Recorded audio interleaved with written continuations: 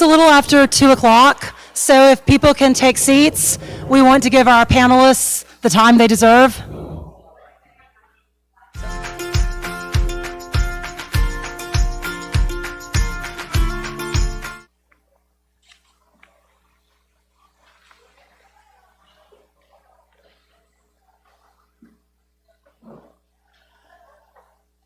I'm Sarah Clear, your moderator, and we're going to get started now.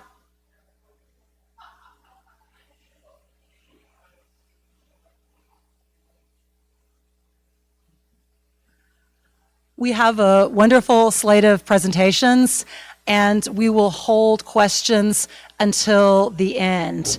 And if you think of a question, if you want, there are note cards that you can write your questions on.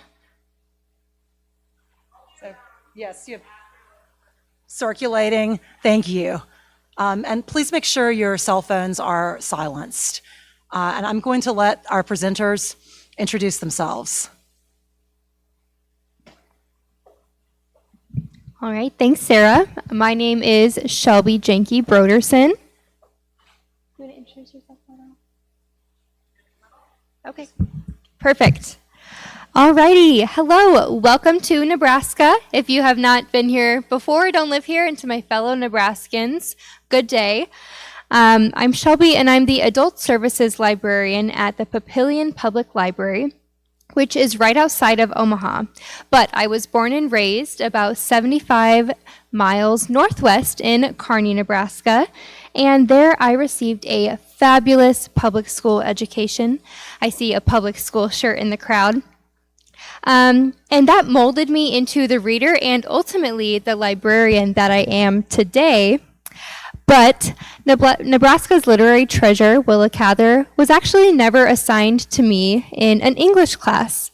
Thus, I came to Cather as a late-blooming adult, and it was up to me to recreate that sense of coziness and group learning that we usually get to enjoy in a classroom setting.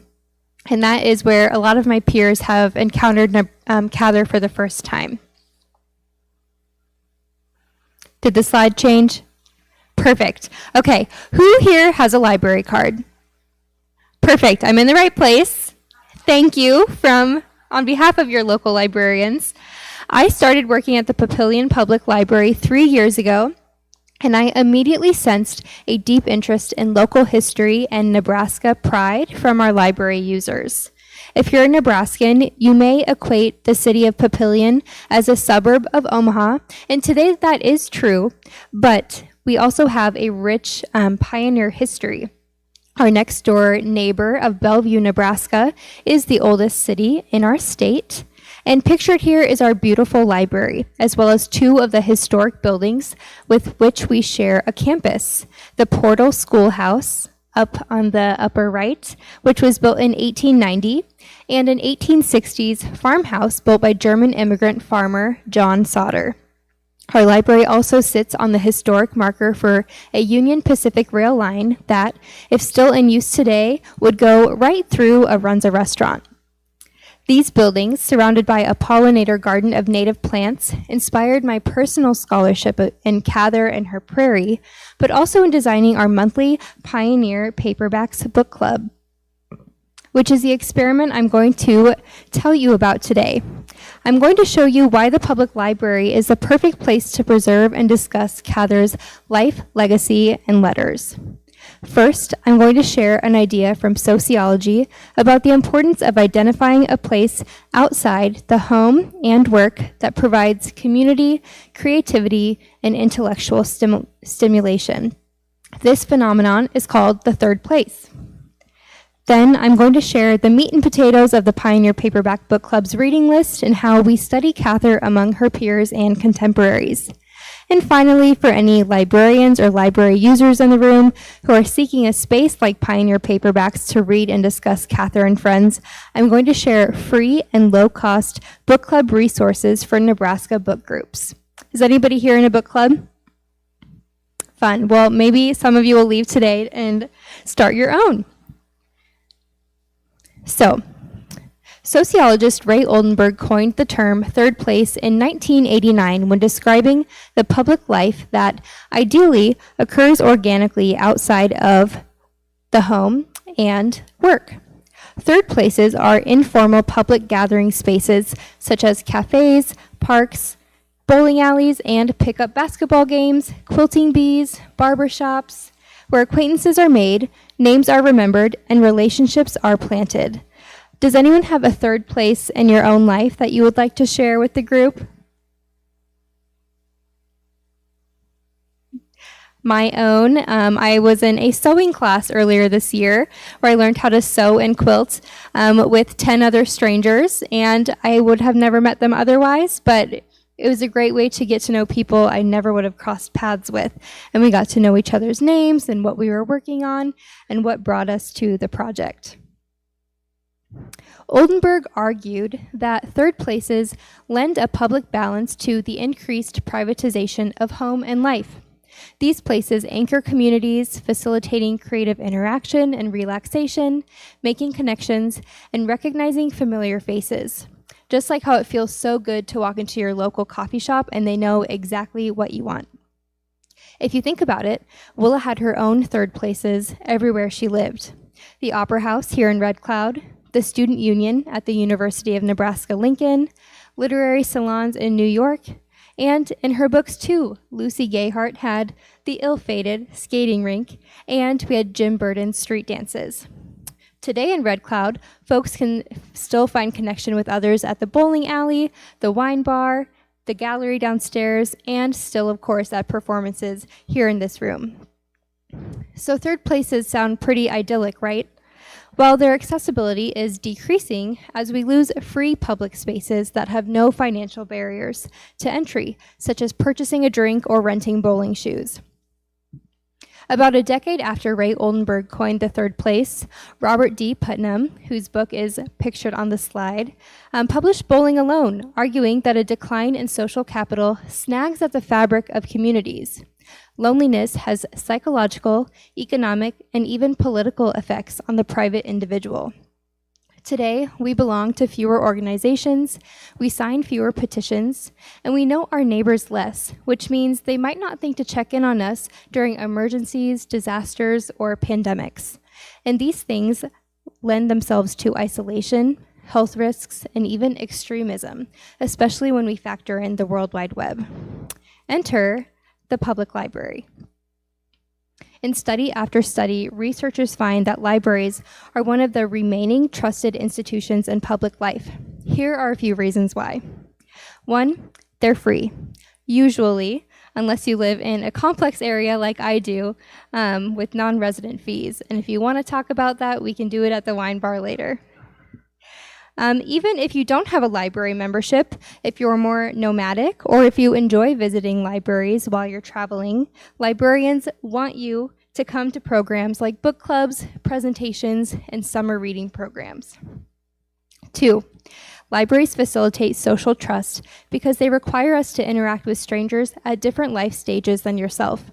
Whether that's the teen clerk scanning your books at the front desk, a child that says hi in the hallway, or a weekly conversation among retired knitters who use the library's meeting space, positive interactions create trust among community members of all ages. At the library, we witness every decade of life every single day. 3, as librarians, we're constantly scanning our community for topics of interest. We're responsive to issues, trends, and dialogue that affect our neighborhoods. Libraries also partner with other local organizations for both resources and programming, like historical societies, free meals during the summer, focus groups for community issues, and voter registration initiatives.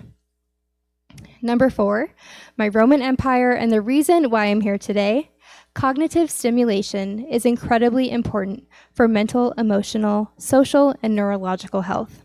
Mentally stimulating activities like reading, puzzles, card games, handcrafts, and even gardening may lower the risk of cognitive decline and dementia. The library is the perfect accessible destination to seek out these activities for little to no cost, with the added bonus of a diverse built-in community.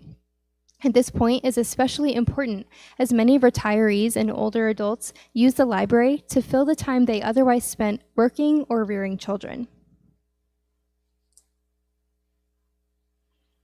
After personally reading a couple of Cather novels and observing my library patrons' passion for their historical society and Nebraska history books, I launched the Pioneer Paperbacks Book Club in 2021.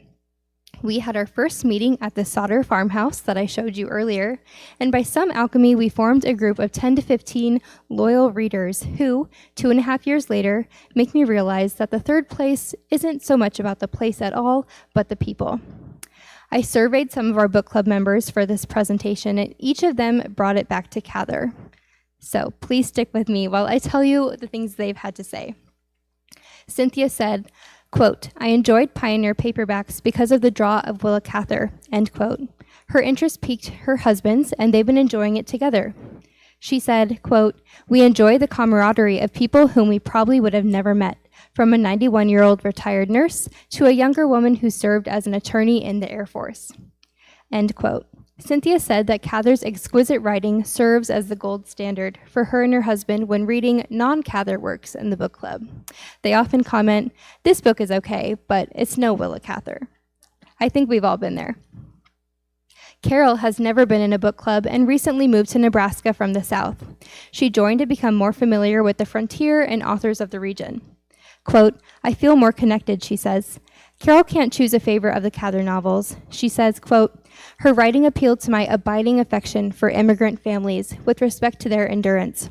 Cather has given me so much historical insight into the complications of the West and the emotions of the characters and their refusal to settle for the expectations of others," end quote. Carol speaks to the third place too.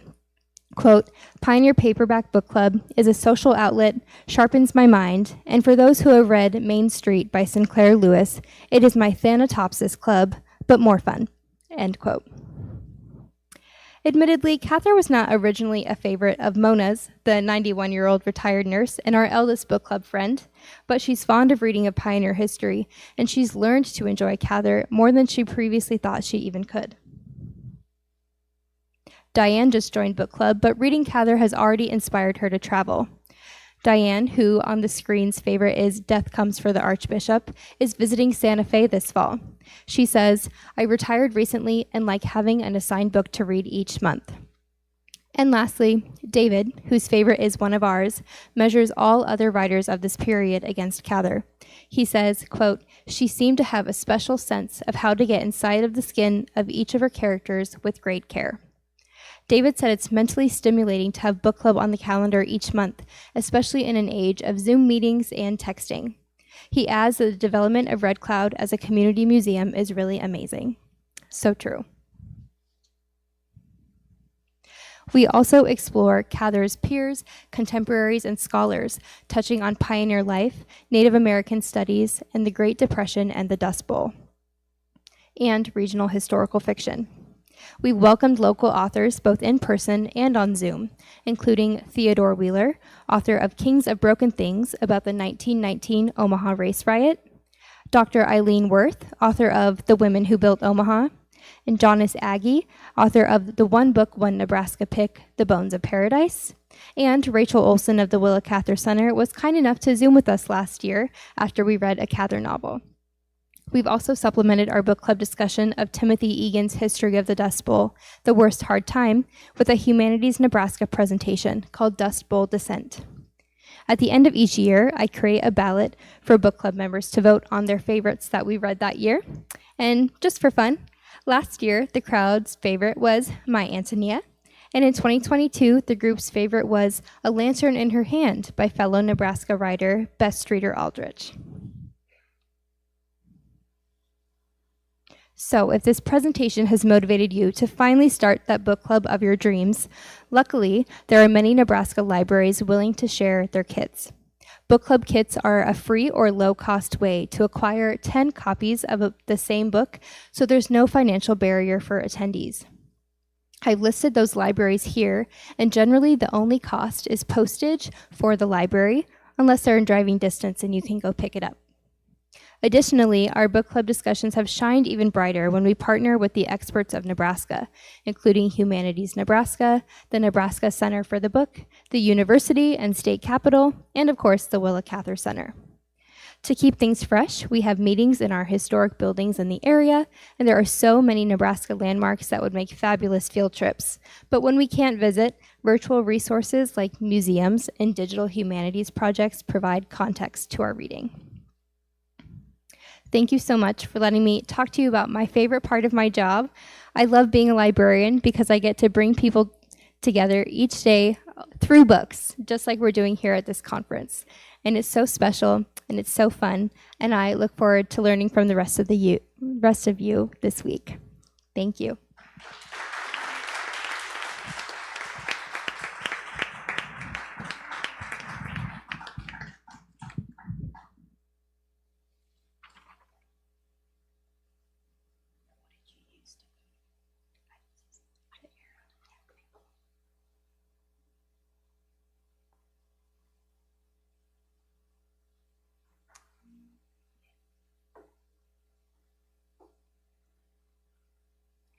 Hi everyone. I'm going to be balancing. Hang on. I'm not going to be able to hold it as I'm balancing several computers. No. Is that all right?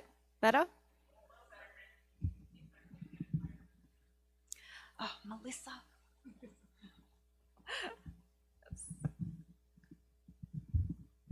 Good? Amazing. Thank you. It is my first time in Nebraska. I've come from Sydney to be here because I've had the wonderful opportunity to work in some of the UNL archives, in the Cather archive, which has been amazing. And my presentation has been developed based on some of my thinking around that. So hopefully you'll come with me on a bit of a thought experiment. Shelby said, good day to you all, and I suppose it's my responsibility as the resident Australian to say good day. All right. Several years ago, I was lucky enough to be part of a seminar called The Modernist Scene. Participants were asked to consider what might constitute a scene in modernist fiction. Is a scene where a particular plot point begins or ends, or is it marked by where paragraphs or pages lie? Do scenes follow people, or are they marked by chunks of time? And what about scene as denoting place? Like when Harry Hansen ended his review of the revised My Antonia in 1926 with the proclamation that My Antonia is an ineradicable part of the American scene. While we came to no definite conclusion, during the seminar someone suggested something that has since stuck with me and something that I've been returning to during my weeks in the Lincoln Cather archive. What if, she asked, what if a scene is a room? At first, I'm happy to admit I wasn't sure what she meant. How can a scene be a room, particularly when so many of them happen outside of rooms? But that got me thinking, what if a moment or a scene is framed by walls of some kind, either fictionally literal or more likely figuratively conceptual? How do the boundaries of a novel's scenes influence and frame how we read them? And what forms can these boundaries take? Can these boundaries even overlap and frame each other? In the novel De Meublé, Cather distinguishes between the novel as a form of art and a form of mass entertainment, establishing that the latter has been over-furnished, and readers of, say, Balzac have had too much of the interior decorator. And yet, the moving, haunting interiors of those old Moscow houses of Tolstoy are synthesized with people's emotions, with Cather advocating for a scene by suggestion rather than enumeration. If a scene is a room, then to throw all the furniture out the window would leave you with Dumas's principle of one passion and four walls, something where implication and suggestion play a much greater role in furnishing the mind of the reader. For me, part of the beauty of a novel like My Antonia is not only in its restraint, but Cather's gentle hand in guiding our readerly responses. We are often asked implicitly to frame our reading in terms of certain expectations or physical limits, or scenes or people or ideas are framed by the suggestion or reality of other artworks. When we are asked to consider an opera or novel within a novel, or men posed in tableau, or in the case of The Professor's House, a novel that was explained by Cather as like the Dutch frame paintings of interiors with windows to the outside. She says, she tried to make Professor St. Peter's house rather overcrowded and stuffy. Then I wanted to open the square window and let in the fresh air that blew off the blue mesa. Aside from the wonderful extended metaphor where a novel is a house or a scene is a room, my interest lies in what those four walls look like for Cather and how she sets up that room and those windows. While common scholarly agreement says that Tom Outland's story of natural wonder is the varied and perfect simplification of the professor's stuffy, dim narrative, I'm more interested in why we as readers are drawn to Cather's windows rather than the interior or the picture as a whole. I think Cather sets up these kinds of novelistic structures so we can feel the expanse of the outside through a window. But this expanse is critically dependent on a narrative frame that prompts us to look where it tells us. I think of the knothole through which Don Hedger views Eden Bower in her apartment as a vision out of Alexandria, and we are asked to compare her musical talent with his painting, something that infuses the building with sound akin to the scent of the lilacs she buys, and something that cannot fit on the square lines of canvas that he is used to framing his life by. This flexible formalism is also found in Cather's own extra-textual writings about the professor's house. There is a pair of letters from Cather to lifelong friend Zoe Akins about the novel written in 1924.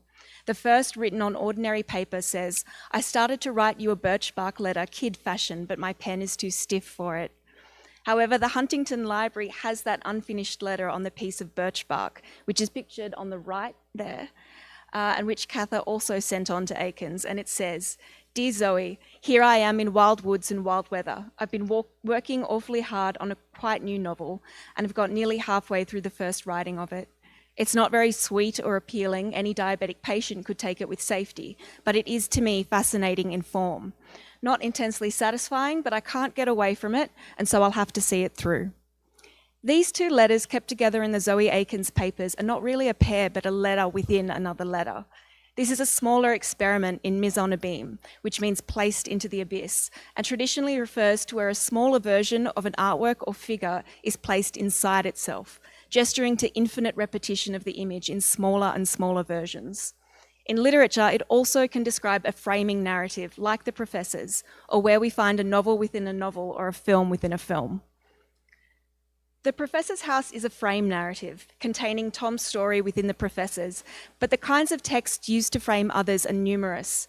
Anne Mosley points to a series of growth rings within a slice of tree trunk that Tom's tutor cuts from an old cedar as visually emblematic of the novel's concentric texts, saying that only with a microscopic close reading do we find, and bear with me, the complete text of the professor's house, the text of Professor St. Peter's History of the Spanish Explorers and of his introduction to Outland's diary, the text of Professor St. Peter's memory, the text of Outland's oral retelling, the text of Outland's diary, the text of Outland's own experience, and finally, the text of Cather's experience. I'd like to suggest that perhaps there is a different form of concentric dialogue occurring within the novel as well, one that concerns not only multiple texts, but the many artworks that operate as texts, that are nestled in each other throughout. Cather also argues that Tolstoy and Balzac didn't simply itemize things, but synthesize these materials with the emotional penumbra of the characters themselves, overlapping and fusing object and subject in the space between. Objects for Cather are, as Janice Stout argues, powerful ingredients and traces of consciousness. And both Stout and Diane Prennett argue that Cather expands the function of reading and interpretation to include the world of physical art objects. The idea that we can not only read concentric narratives in the professor's house, but that each of its reference artworks could perhaps not only be ekphrastic, but something that holds its own narrative, that meets and potentially infuses with each other in character, layering upon each other, means viewing its multiplicities becomes a process of untangling the novel. Similarly, the Globe and Commercial Advertiser reviewed My Antonia in 1919 and noted its stories within stories, all as neatly unfolding as a set of Chinese boxes.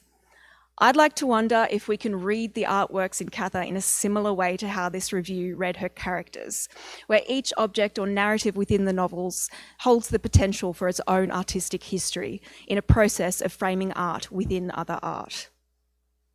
For example, midway through the first section of the novel, the professor and his wife see Mignon, the 1866 opera comique. Mignon is based on Goethe's canonical novel from 1796, Wilhelm Meister's Apprenticeship. In the novel, Wilhelm is obsessed by the theatre, and there are extended discussions on Shakespeare as he and his theatre group prepare to perform Hamlet, the play that is, of course, well known for having a play within a play. Each of these artistic narratives reference backwards to each other, and these layers of narrative and form each have their own historical conditions of performance and readership. Cather's Mignon is a smaller experiment in Mise en Abîme, but even My Antonia begins with a framing introduction, and Coming Aphrodite contains a mini-narrative of a story that a Mexican priest told Don Hedger. Each smaller version of a narrative gestures to its whole, though it relies on the reduplication of images and concepts.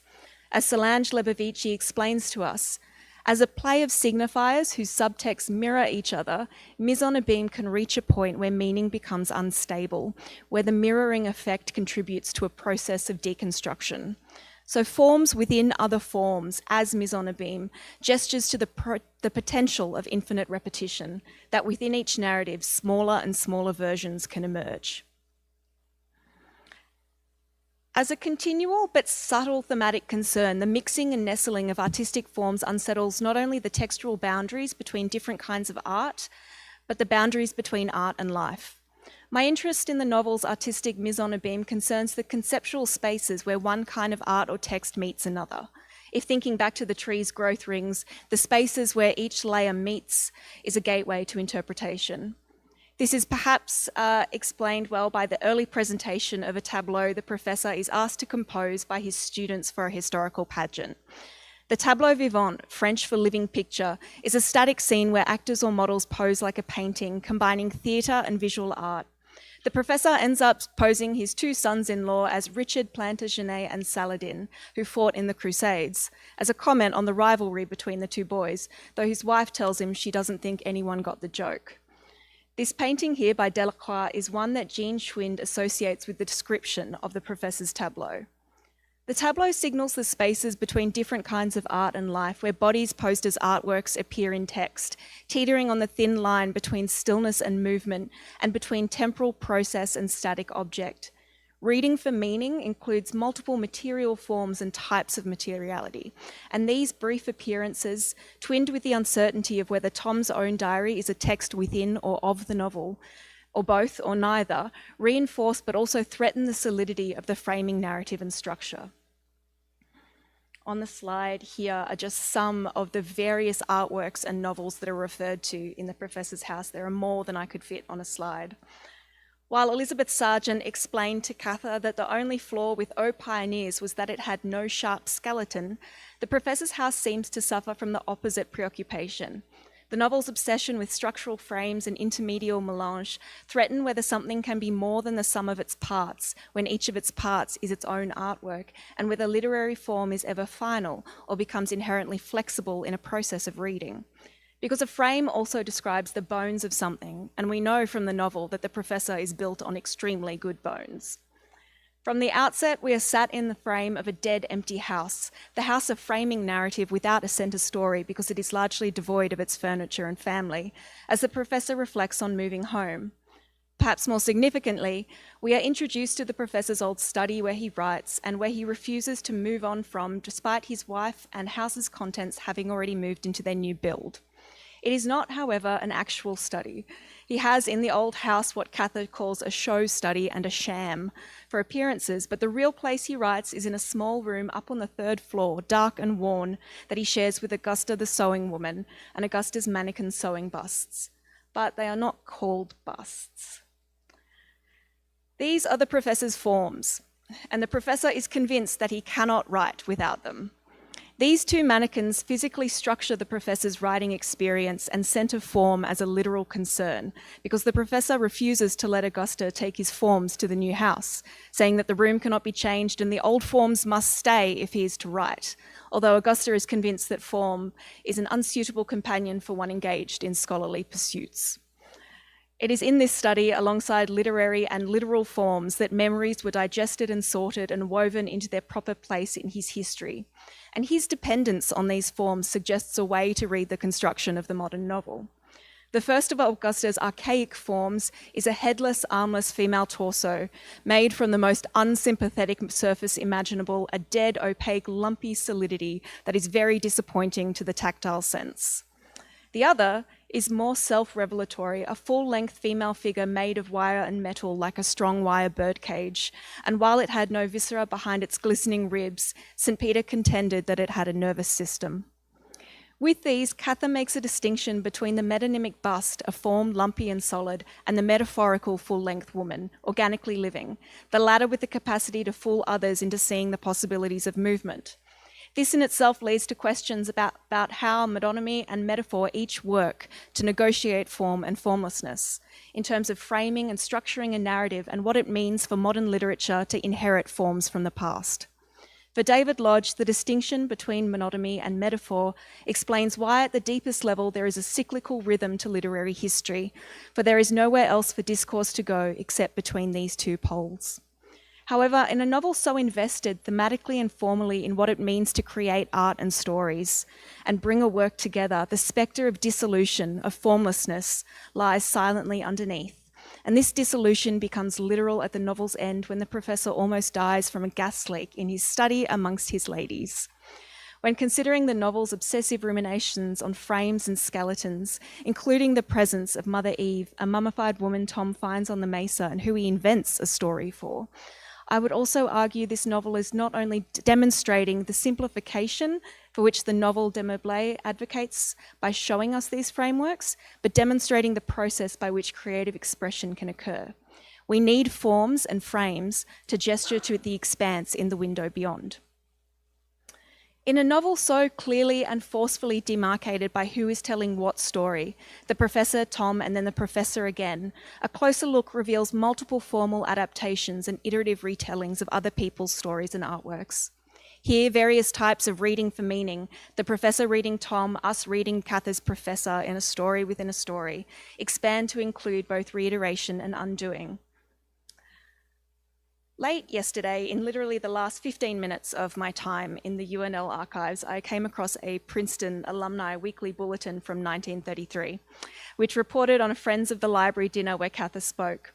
And she told her audience that though the old iceberg of old forms is beginning to melt, she was no means satisfied by the modern American novel. She said, "We have begun to look around us, but we have a long way to go. We cling to our old formula. And we won't face the fact that it's the formula itself that is pernicious, the frame-up. When we have the courage to give our purpose the form that exactly clothes it and no more, when we make a form for every story instead of trying to crowd it onto one of the stock molds on the shelf, then we shall be on the right road, at least." Reading for interpretation also means building our own meaning onto the form of something else. But it also suggests that writers need these bones and frames and forms for us as readers to help clothe and create that meaning. So perhaps it is best to build it on a sprightly and dancing form, rather an opaque and dead one. Thank you.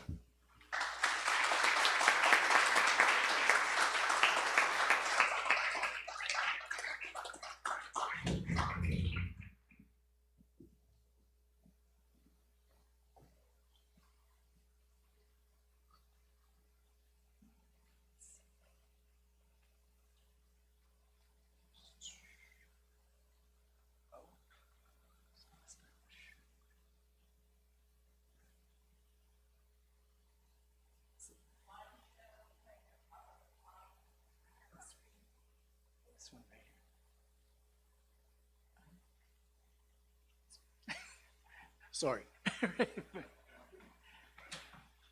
I just need to start the show and I'm not seeing that. There we go. Where's that cursor? Let's do it right here, it's easier. Boom.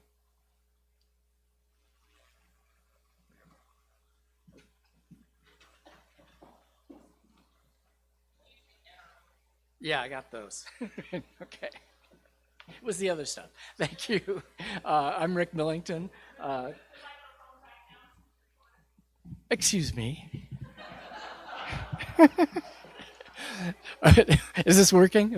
Yeah, okay, good. Thank you. Thanks for the comments. I'm Rick Millington. Until a short time ago, I was a professor of American literature at Smith College. This is called Figuring the Reader in Lucy Gayheart and Sapphira and the Slave Girl. Serendipitously, this painting by an American painter named John George Brown, painted in 1877, is called Reading on the Rocks in Grand Manan, a place dear to Cather. Okay, so in this paper, I propose to explore the idea that in these two late novels, Cather turns with new focus and intensity to the figure of the reader and to the forms of thought and feeling we associate with reading. The result, I will argue, is not an overarching argument or theory of reading, but something more open and interrogative, a sustained, complex, and surprising exploration, modernist in spirit, of the nature and value of the experience of aesthetic reception. While questions of reading and aesthetic responsiveness certainly occupy her earlier in her career, we might think especially of Paul's case, of Jim's portrayal of his Antonia, of Neil Herbert's self-thwarting attempt to read Marion Forrester. Here I want to test out the notion that in these later works, the reader's share of the relationship that creates novelistic meaning presents itself to Cather and to us with a new centrality and generativity, as though Cather had chosen to recast the materials of her earlier fiction in a reader-focused way. While either of these novels might, on its own, give an interpreter plenty to work with, it's their juxtaposition that enables us to see the open, richly exploratory quality of these late engagements with the dynamics of reading and reception. Accordingly, I'll look first at Lucy Gayheart, then at Sapphira and the Slave Girl. In each case, my discussion will unfold via close attention to figurative enactments of reading within the text or to literal depictions of reading itself. In keeping with my sense of the independent and exploratory quality of these works, I will not try to derive from them a theory of Cather and reading, though I will ask what this juxtaposition may suggest about Cather's conception of aesthetic experience. And I will close with some thoughts, maybe against the grain of this more observational project, about a pattern that emerges across Cather's fiction, one that links gender and ways of reading together in a striking way. In Lucy Gayheart, Cather's depiction of reading takes a figurative form as Lucy's responses to Sebastian's singing and her experience of love represent the role played by aesthetic reception in Lucy's self-formation. Here, Cather's depictions of Lucy's experience, though provoked by music, evoke quite carefully the phenomena of reading itself. Her most intense responses, for instance, tend to unfold retrospectively when she is alone in her room. And while many readings of the novel tend to see Lucy as a failed or thwarted artist, I think something quite different emerges from the sampling of reading-focused passages that I will now put before you, in which response itself emerges as a powerfully transformative form of interior action. Here,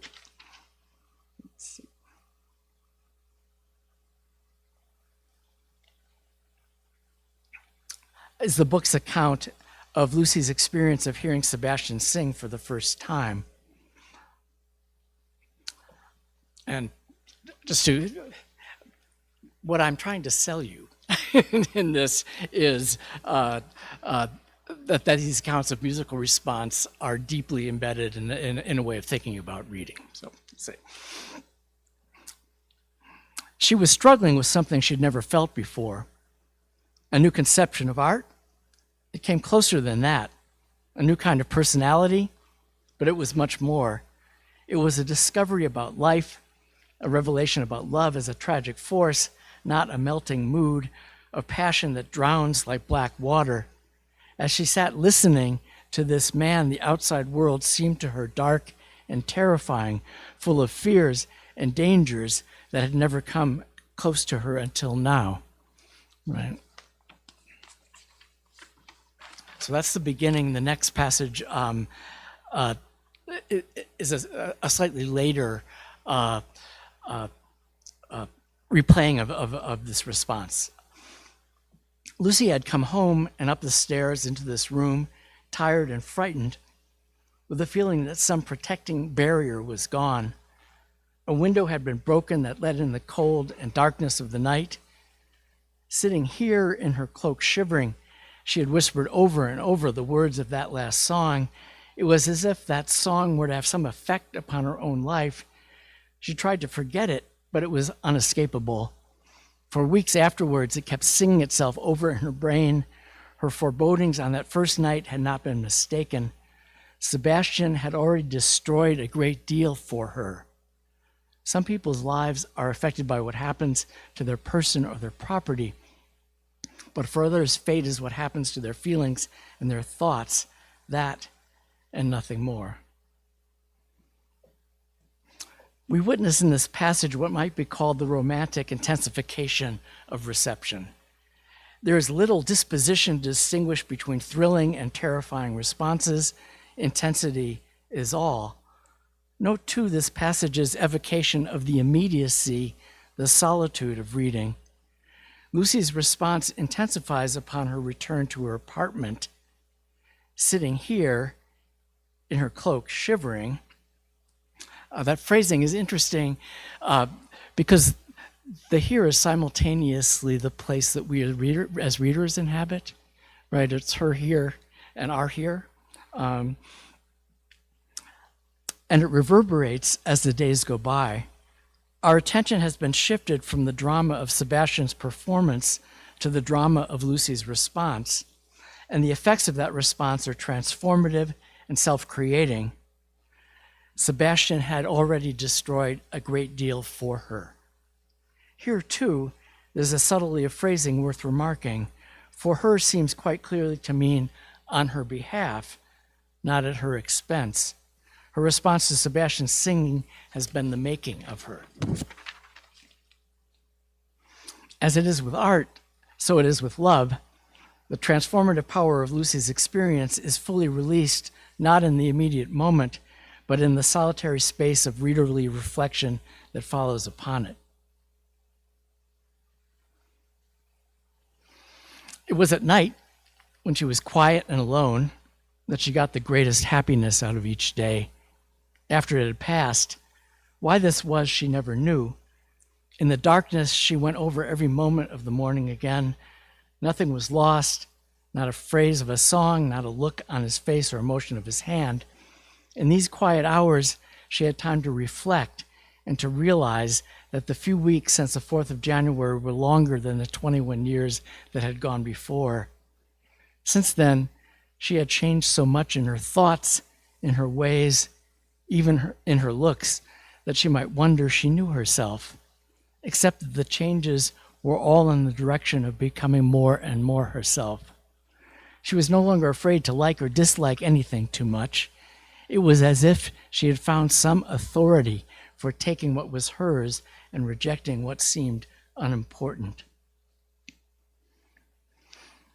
As Cather gives us the scene, it is in the reading-like space of private reflection, in the replaying of the day, in these quiet hours in her room, that her relationship with Sebastian achieves its full power.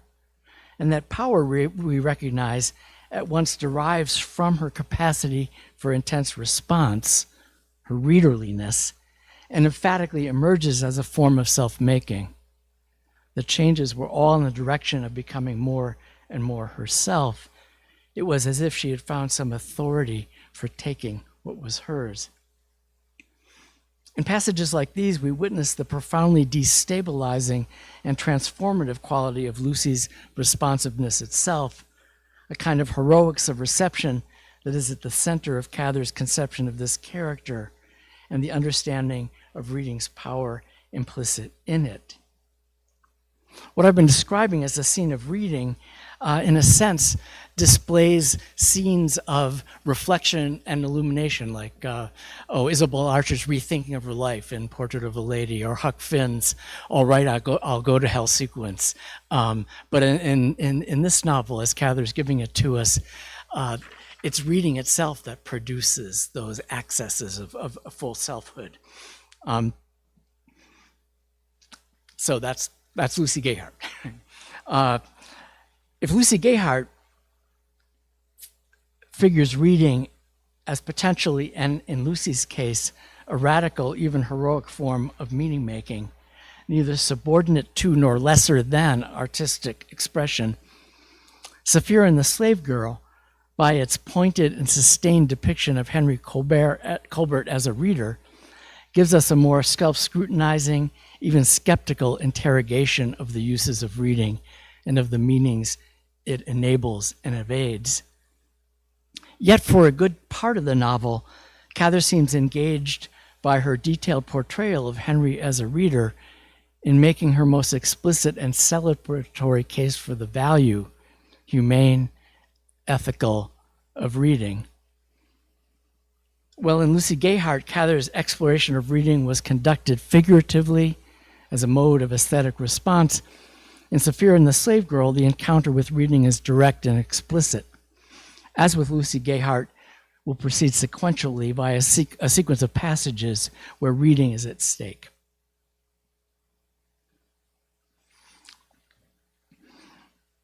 The miller lived a rather lonely life, indeed. After supper, he usually sat for an hour in the parlor with his wife, then went back to the mill and read. The pages of his Bible were worn thin, and the margins sprinkled with cross-references. When he had lit the 4 candles on his table and settled himself into his hickory chair, he read with his mind as well as his eyes, and he questioned. He met with contradictions, and they troubled him. He found a comforter in John Bunyan, who had also been troubled. Here, Colbert seems to emerge as a demanding novelist's ideal reader. Troubled by his entanglement in the system of slavery, he turns to books, to the Bible, and especially to John Bunyan, a writer especially important to Cather, and he read with his mind as well as his eyes, and he questioned. The contradictions he meets send him deeper into his books, and he finds in Nancy's affinity to characters from Pilgrim's Progress a way to break out of slavery's conceptual confines and to recognize and engage her personhood. He never realized how much love and delicate feeling Nancy put into making his bare room as he liked it. Even when she was scarcely more than a child, he had felt her eagerness to please him. As she grew older, he came to identify her with Mercy, Christiana's sweet companion. When he read in the second part of the book, that is Pilgrim's Progress, he saw Nancy's face and figure plain in Mercy. Here, the moral force of Henry's reading seems apparent. It is precisely his reading-shaped capacity to identify, to recognize Nancy as person rather than slave, that enrages Sapphira and motivates her to invite Martin Colbert to visit the millhouse and launch her plot against Nancy. Were we to stop our reading at this point, we might well expect that it would be Henry Colbert who would oppose Sapphira's plot and set out to rescue Nancy. And we would have a companion piece to the heroic view of reading we sketched out in discussion of Lucy Gayheart. Yet surprisingly, her later depiction of the effects of this deep reading upon Henry are pointedly complex, even contradictory. He suffers what might be thought of as a particularly readerly torment, an excess of identification, as he struggles not to identify with Martin Colbert's sensibility. He told himself that in trying to keep a close watch on Martin, he had begun to see through Martin's eyes. Sometimes in his sleep, that preoccupation with Martin, the sense of almost being Martin, came over him like a black spell. This is the reader's identification gone badly awry or deep, strangely deep, right, and troubling. Most strikingly, it is the case that for all the depth and richness of his reading, when the time comes for acting to rescue Nancy from the rape that Sapphira has plotted for her, he is all but paralyzed, caught in a self-thwarting, legalistic textualism that leaves his daughter, who simply knows what's right and does it, almost entirely on her own to effect Nancy's escape. Because this is the scene between Rachel Blake and Henry Colbert, is so crucial to reading's trajectory within the book, it's worth pausing over. It begins with Rachel's challenge to her father, and why don't you do something to save her? The depiction then moves to a kind of thwarted internality that Rachel observes in Henry, as though the place of readerly engagement, when faced with the necessity of action, had become a site of self-loss. This is quotation. He made no reply. His daughter sat watching him in astonishment. His darkly flushed face, his clenched hands gave her no clue to what was going on in his mind. Struggle of some sort, certainly. She had always known him quick to act, had never seen him like this before. As Rachel lays out her plan for Nancy's escape, our once deep, transformative reader becomes almost anti-linguistic. Hush, Rachel, not another word. You and me can't talk about such things. It ain't right. As he agrees to provide the money that will make the escape possible, as he confronts the impossibility of the recovery of the Nancy his reading had treasured, he seems unable to put even this oblique action into language. Another quotation. Nothing must pass between you and me in this matter, neither words nor naught else. Tomorrow night I will go to bed early and I will leave my coat hanging on a chair by the open window here. So that's the disguised action, the erased action, the unspoken action. As he listens the next night for Rachel to pick up the money, he takes refuge in the private place we now recognize as the terrain of his reading. So I'm trying to capture a sequence that erases action and then the next night produces the passage that's on the screen. He lay still and prayed earnestly for his daughter and for Nancy.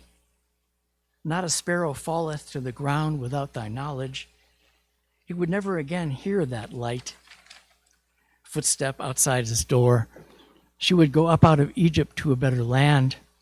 Maybe she would be like the morning star, this child, the last star of night. It's moving, it's quite beautifully composed, Henry's prayer, emerging from a place of solitary reflection that was so highly valued in Lucy Gayheart.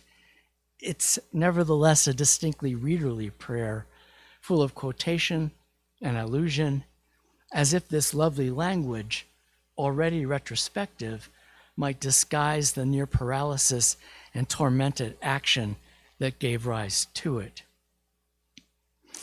Reading, in this case, reading as it permeates this speech, becomes a kind of retrospective evasion, right? It gives them a language to disguise the prior inaction. Henry's reading, then, is presented as both powerfully humanizing and morally impotent. And my exploration of reading these texts has now arrived at a quandary. What are we to make of the carefully constructed, strikingly explicit, and stunningly dissonant trajectory that Cather builds for reading within this novel? And what are we to think as we ponder these two late interrogations of reading together if we add the powerfully active but internal version of reading's effects that we witnessed in Lucy Gayheart to this depiction of reading's operation or fate in Sapphira and the Slave Girl. Is Cather engaged here in a meditation on the role of the aesthetic, on the uneasy or complex relation between action in the interior imaginative space reading carves out for Henry and for Lucy, and action in the political world of consequences and cruelty inhabited by Nancy and by Rachel Blake? Henry's reading opens us up a space of meaning between him and Nancy that subverts enslavements and forced categories, but it's a kind of meaning that crucially fails to translate itself into action or even direct speech. Is Cather implicitly working to identify the place where reading's transformative capacity does or does not operate? Or might we see this instead as a modernist unsettling of the linkage between reading and moral education that had underwritten Victorian fiction's claim to authority and value? That's the end of the Sapphira piece, right? We're going to talk. Oh, geez. Yeah. Page and a half, maybe, or page. Okay. All right, let's see. My hope has been that the juxtaposition of these late reading-focused novels has indicated, as the array of questions I have articulated suggests, the open and exploratory quality of these late texts, their investment in witnessing, in asking rather than arguing. As I've thought through this theme of reading simply, not simply in these two texts, but across Cather's career, I do think an interesting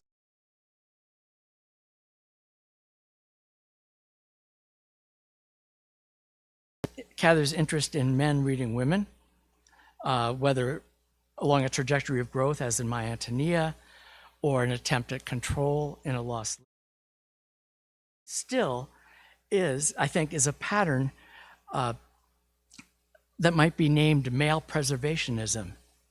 How easily, for Cather's male readers, appreciation becomes an attempt at confinement or a yearning for stasis. Here I'm thinking of Neil Herbert's regret that Marian Forrester doesn't immolate herself after the captain's death, or of Godfrey St. Peter's striking remark as he reflects on Tom Outland's earliest days with the family, when a man had lovely children in a house, fragrant and happy, full of pretty fancies and generous impulses, why couldn't he keep them? Was there no way but Medea's, he wondered. These strikingly mordant jokes, as I take them to be, point us toward an arresting question that arises from the meditation on reading, on aesthetic experience more generally, that Cather implicitly conducts across her fiction. If the aesthetic encounter opens Cather's male readers to the perception and articulation of value and meaning, it seems simultaneously to lure them toward stasis, toward a desire to freeze or preserve the people who had provoked that meaning for them. Thus it is, to return to the novels that have mainly occupied us, that Book 3 of Lucy Gayheart is utterly occupied with Harry Gordon's effort to preserve, like a museum curator, Lucy's memory, an impulse emblematized by the 3 footprints that in the cement outside her house. Thus it is that it's the desire to preserve the childhood that enabled their companionship that prevents Henry Colbert from acting on Nancy's behalf. And finally, it may be that this static, evasive version of reading helps us to grasp the destabilizing force, the heroic volatility of the radically active way of reading that Cather gives to Lucy Gayheart.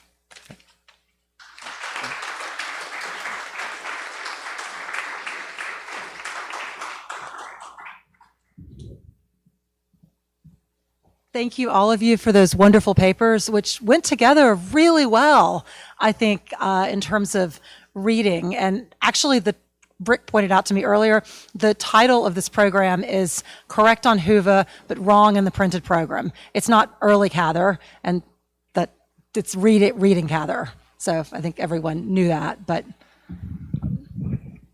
So we will take questions now, and I will just let our panelists pass. Oh, you have a, yeah, you all have mics. Oh, excellent. Okay.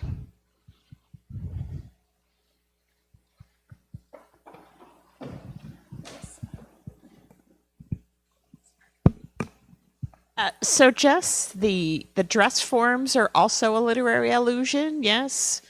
So I'm just wondering how that would even intensify part of what you were doing with the dress forms. I haven't read the Anatole France novel, Monsieur Bergeret, that he refers to, but how would that even play more into your argument?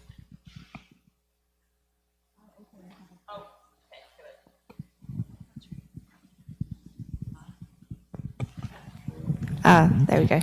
I also haven't read the Anatole France, the Wicker Mannequin, I think.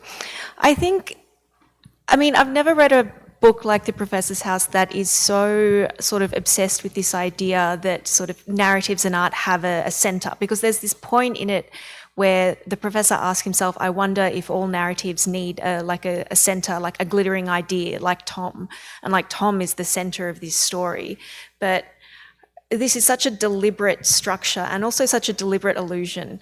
And like we know that she's well read, even from her early reviews, the dramatic criticism, like there are constant allusions to other things. So I think there is a reflection in The Professor's House that current literary, the literary landscape is inherited, and so much of it is inherited. And so she talks about form in some of her articles and essays. And honestly, my time in the archive has just upended everything that I have thought. So like this is an ongoing thought process for me. But she does talk about the fact that we need new forms, but she also builds those forms using old ones. So they're not radically new. They're just sort of a bit, they're a bit askance, a bit very much the way that she does things. They're unique to her. They're not completely radical in the way that we see sort of modernist experimentation in the extreme sense, but they are not traditional either. So, and I think the idea that these are dress forms specifically, and she talks about like clothing a narrative, is a really important idea, because then I start to wonder, what is the clothes and what is the structure? You know, like where does one end and one begin? Because obviously a novel like works in a symbiotic way. It works as a whole, isn't that it's more than the sum of its parts. But how?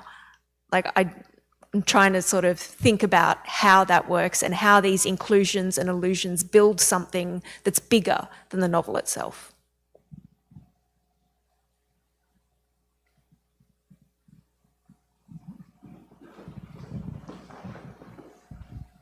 I couldn't help, in my mind, putting together the open windows. To beginning with the way in which the Shelby's Book Club frames the reading of these stories in such a way that it attracted new readers or readers reading them in a new way. And then the open window that you mentioned, in which light pours in from the Blue Mesa into the empty house, or the emptying house. And then in contrast, the open window in Saphira that doesn't let something in, but is the vehicle for his meditation to go up into some literary ethereal realm opposed to action. And so the windows all functioning in each of those presentations was really striking to me, and I'm interested in seeing that pursued, as you were, Rick, at the end of your meditation, into things readerly. How are we reading their reading?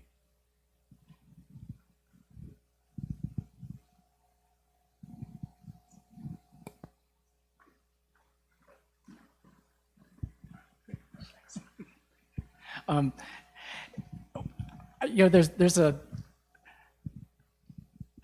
I think about it. You know, there's another window in. It's actually in Lucy Gayheart. A window had been broken that let in the cold and darkness of night, and I guess one thing I was thinking about is that radical version of Lucy Gayheart reading is so profoundly destabilizing. Right, response.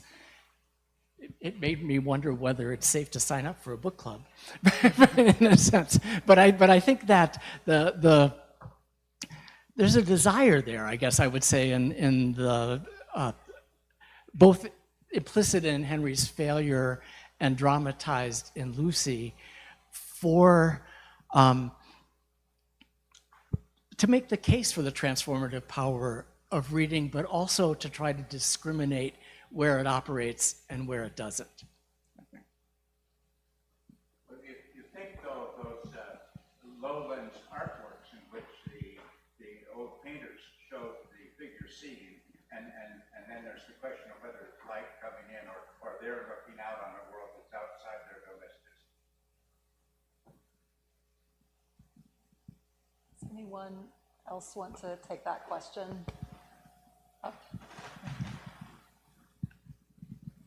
Or not. I have a small comment. I think that is a really interesting thing, the fact that we're not sure if it's light coming in or looking out, and the fact that we have to hold both those possibilities at the same time.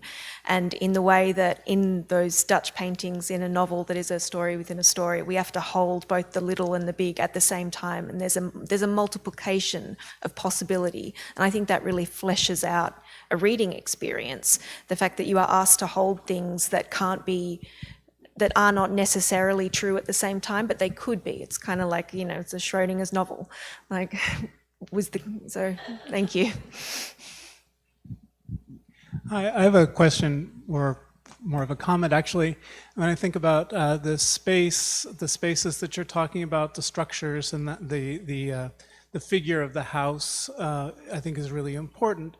It reminds me of Walter Pater's House Beautiful, which is a figure that it actually refers to John Bunyan's work as a refuge where all things comely are reconciled, and it's a space that is defined by the individual within it.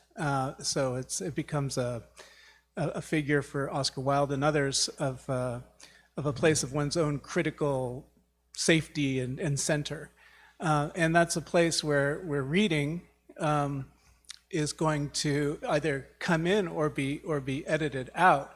And it's really fascinating to think about both of your presentations together, thinking about that figure. And it relates to the presentation I'm giving tomorrow on Paul's case, where it's much tied up with this idea of Wilde and Pater.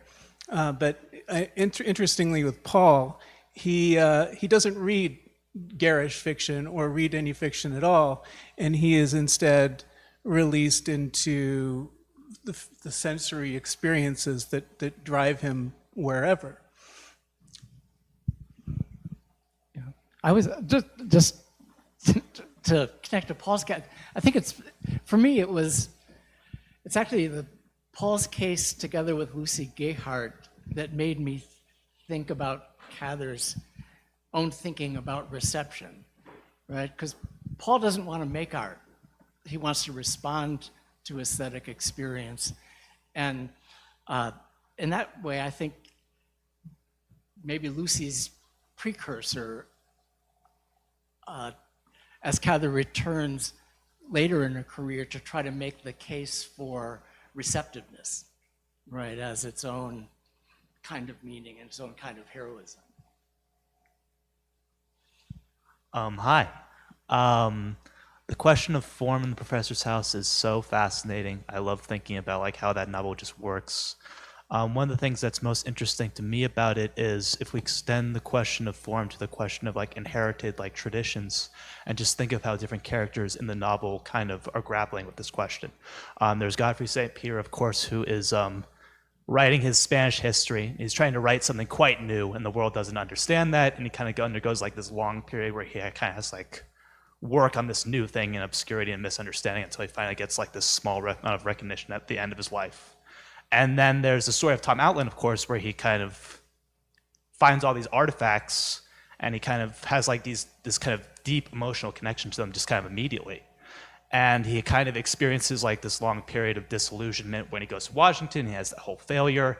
But the more kind of moving disillusionment in the novel is when he comes back and he realizes Rodney Blake sold the artifacts and so didn't have the same emotional connection to these old things, this tradition that he felt so deeply moved by. I guess that's just kind of a few comments to ask you. How do you think, like, the professor's kind of understanding of like how he inherits tradition in the novel as compared to Tom Outland's, like how do these two things interact? How does it create? It's just, yeah, it's interesting. I don't know. I think something that we often tend to skip over is that what Tom is doing on the Mesa is a form of reading in itself. I mean, he's inventing stories for these objects he finds, and he's inventing stories for Mother Eve. And these stories are informed, obviously, by the material environment. But even like before, when I mentioned like the professor saying like there needs to be a center of meaning like Tom reads the Cliff City as having a center and this tower that is bigger than everything else. So he is doing a form of like material reading in what he's doing as well. But I think the idea that like we inherit these traditions is often bound up with our own interpretation and reading of those traditions as well. So there's a sort of a doubling of process that, in my opinion, kind of goes on. We learn from tradition and how things are done, but our version of those are also our version and they evolve as time goes on. So I think that there is sort of a layering. There's a reading of the past, a reading of the present, and those I think sort of all combine and layer in the professor's house, which is part of why I really like it, honestly. Thank you. I have a question for Shelby. What is it like to talk about Willa Cather in a library book, a book group like session? I am like a graduate student, so I've only ever talked about Willa Cather in the classroom, which I love, and it's great. But like it gets kind of boring, kind of intellectual, you know, like I don't know let's describe that, because I love the idea of just people who want to talk about Willa Cather, and what's that like? Sorry, I think I turned mine off for good.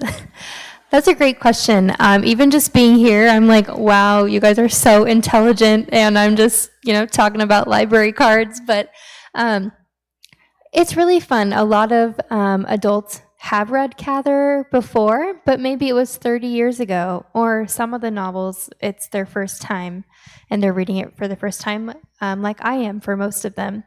One of my favorite questions to ask at the beginning of each discussion is describe your reading in one word, or describe this book in one word. And we go around the room, and the words might be prairie, or family, or despair. And that really sets the tone for where people are coming from. But yeah, it's really enjoyable, and it would be interesting to compare to, a graduate studies classroom versus the public library, but there are some smart folks around there, so. One thing that I loved about the interaction of all three of your papers is Shelby was really talking about reading communally, and Rick and Jessica, the reading is more solitary.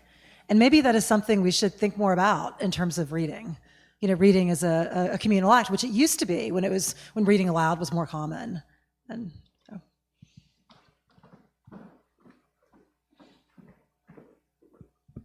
Just a follow-up for Shelby. You're reading with your groups, but you're reading in different locations, it sounds like. Sometimes in a historical house. Are you taking the same group in different places? And I'm just wondering, because we're dealing with rooms here, whether it's Lucy Gayhart's room or the four walls and one passion, but how does that environment of a different space affect the reading group? I love all of your interpretations of threading our presentations together. It's really beautiful. That's a great question. We've read so far in the library, in our meeting room, that honestly doesn't have any natural light. So it's fine, but it's really fun when we can get out to those two historic buildings that I showed you. I think we discussed O Pioneers in the Sauter farmhouse, and we could really just be in the parlor. Of course, it was a little warm because it was summer and there's no air conditioning in these old buildings, but we could imagine living in what would have been a pretty nice house out here on the prairie. And we can also imagine what it would have been like for the other families in that book who did not have as much wealth. And then secondly, this month we are meeting in the Portal Schoolhouse. And interestingly, we are reading Stealing by the author Margaret Verble. She's a Cherokee author and was a finalist for the Pulitzer Prize about 5 years ago. And Stealing is a book about the Indian boarding schools in the 1950s. And I think discussing that in a schoolhouse will be very interesting and impactful. But it's fun to get out of our usual space and imagine ourselves back in time. I have a question for Shelby as well. I am an undergraduate student, and I have like this informal book club that I like try to run every week. And people like come to it, and when they come to it, they enjoy it. But it gets late in the semester, and everyone gets so busy, and they're like, I just can't come. And it's like, man, this sucks. I was wondering, I mean, how long have you running your book club? Like, what has been like some things that you found like successful to keep people engaged in like a book club? And like, what is like the kind of like age group of the people that read the books? And have you seen like younger people be engaged ever? Yeah, well, I'm glad you're leading a book club, and I totally understand what it feels like when people get too busy for it. Like I said in my presentation, I feel like there was some sort of alchemy with the 10 to 15 individuals who are true loyals. They're a fabulous group. I think one thing is most of them are retired and do have some time to come to the library at 10 a.m. once a month. I think they also, over time, disclose things about themselves through our book discussions, and that's what creates these deeper connections. When I talk about the third place, when you go to the same coffee shop every day, you might have some looser interactions where people don't really know your history, but they know your name and your order and that you have a dog. But in book club, people might disclose that they've lost a child, or their spouse is going through a treatment, or they're moving to a nursing home. And I think building that social trust is what helps them coming back, because they do look forward to seeing each other again. I think you said your book club is weekly? Okay. Mine is just monthly, and so we just finish the book and meet at the end of the month. And our age range, I'm probably the youngest. I'm 28, and like I said, the retired nurse in my presentation, Mona, she's in her 90s, so that's our age range. We have people who are still working and they try to sneak away to come to book club, and others who are retired and they send me a lot of emails about all the research they get to do in their free time. So. Yes, I don't know which one of you would like to respond to this, but Cather gives us the epigraph in Professor's House, right? The turquoise set in silver, wasn't it, right? And that's later on becomes a quote by Lewis. And Cather does that elsewhere. My Antonia, the epigraph arises later in the novel, right? But I was wondering in terms of like the reading response to it, the reading experience, or the form, or maybe even Shelby, did you say you did use Professor's House in a book club yet, or no? Is that not yet? Not yet. Okay. So the turquoise set in silver, how would you shape shift that into your interpretations that you've generously and interestingly offered us today? Does that fit in any way, that epigraph?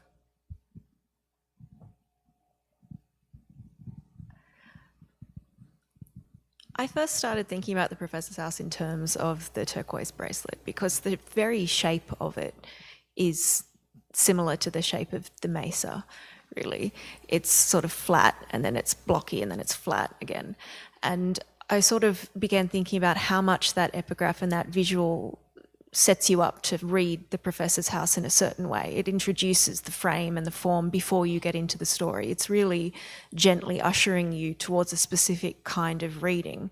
And even that sort of frame itself is kind of like a visual of a narrative form. Like you have an introduction, you have a complication, and then you have a resolution, you know? Like that's such a similar shape for how we think about narrative, how we think about prominence, and even the way that Tom Outland's story like seems to be more prominent in the narrative. It's the bright window, you know? So it's being pushed forward through all these really subtle other ways besides just the story itself. But I think the bracelet, that epigraph has been very deliberately put at the beginning there. Yeah. guess I've always been interested in what you mentioned, that it comes from inside the novel, right? And to me, I guess it's, in some ways, I've connected it to the problem of being too inside in that novel. It's so hard to get out, right? Almost as if that valuable object circulates among all the other valuable objects, and meaning gets progressively lost and ingrown in that world. So I think it's ingrownness in some ways always struck me as interesting about it.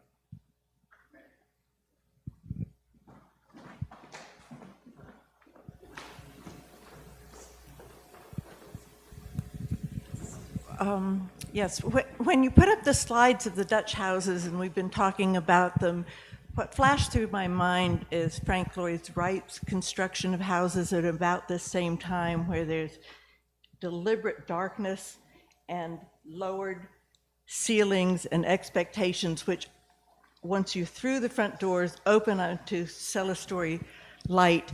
And it's a structure of a modernist house that's very contemporary with the professor's house, although I think neither his house nor Louis's house are that kind, or Frank Lloyd Wright, but it's the control of the artist over the lights and the darks and the experience. And Wright, of course, was notorious for wanting to control the experience of his houses. And I think I feel a little bit of that with Cather, wanting to shape so that she controls how the reader is going to find their way, just what you said, Rick, find their way in, and maybe not find their way out of the complications of her work. So it's more a comment and an appreciation of what you all are saying.